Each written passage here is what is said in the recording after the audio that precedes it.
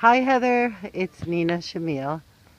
I thought I would do a YouTube video for you about the property. I hope you don't get seasick with me walking around.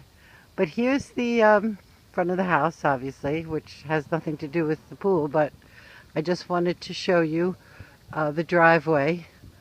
The driveway is 12 feet wide. There are overhead wires. The overhead wires are probably about 20 feet or so, 2 stories tall. And then if you needed to get something wider into the driveway, there's another 4 feet where the plantings are. And then we have my neighbor's house right here. And here we have a garage. It's a 2-car garage. And this is a space that we have gated off for the dogs, so they don't get out. And we have a deck right off the back of the house.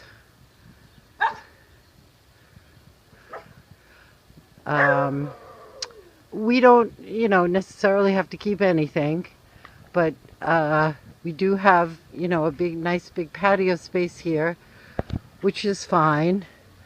But if they wanted to, if the designers wanted to get rid of it, it wouldn't kill me either. There's a little barbecue area off the patio. Oh, here's a very big white oak tree, which is pretty cool. We get a lot of wildlife in there. And I have just, patio plantings here. Now here starts the lawn, which is all grass, boring and green. There's the dog's pool. And I have some plantings here behind the garage. And then we have a fence, a 4-foot cyclone fence, again, to keep the dogs in on this side of the property. And on this side of the property we have a 6-foot wooden fence that's kind of obscured right now from the ivy grown on it. There's a party next door, so that's the screaming you hear. Party people here. Anyway, so this is, just plantings. And of course I have my my garden, my perennial garden in the middle here. It's got a fountain, and it's probably couldn't be more poorly designed, with shorter plants in the middle and larger plants on the outside. When I first did it, the larger plants were smaller plants, and I had no clue that they were going to get so tall, but at least it's color. Anyhow, just more plantings on the side. Now I've walked out about 30 feet from the patio. Hi, Ramon.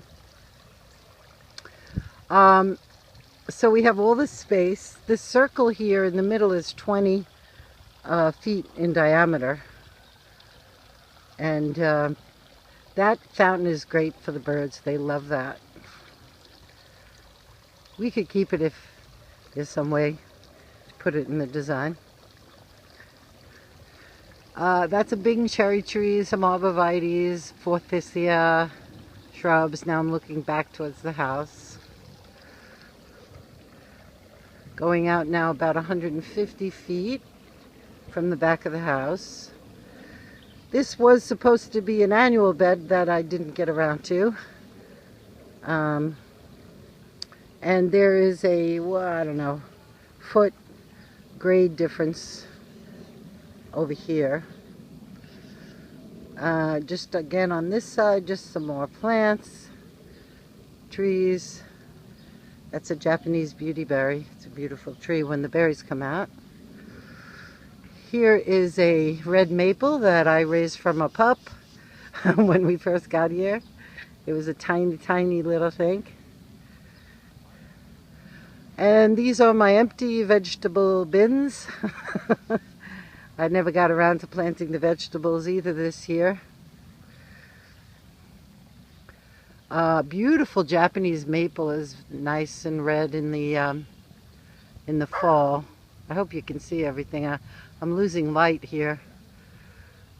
I'm gonna just scan back. This is how far back from the house we are. And we have just about that much room more. So the same length more. I'm just walking about 20 paces. And I'll turn around and there's the vegetable bins.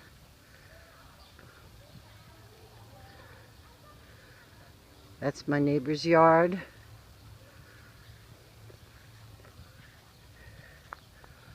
Here's the right corner of the property, the westernmost corner of the property, which is just a little shy of 300 feet from the front of the house. And here is the eastern side of the property with the shed in it, which is about 13 feet longer than this one. So there's a little irregularity in the property shape. And that's my compost pile. That's my long neglected compost pile. So I hope this gives you some idea of what we're talking about. I'll give you some perspective on the trees. These are pretty much all on the border of the property. They're pretty high trees, but that's good because that's what the herons like. There's a blue atlas cedar that's kind of right off the patio. That's a really nice tree. We could keep it or not, doesn't matter, but I really like it. I'd like to actually keep everything, but I understand that would really be not practical. But here's some of the trees that the herons flock to in the spring. And of course the herons are carnivorous birds, so they love a grassy area to pick out the worms, sort of the robins. Anyway, I hope this gives you a better idea of where the space we're talking about. I will also send you still photographs. And I hope this isn't too long for YouTube. Thank you. Talk to you soon. Bye.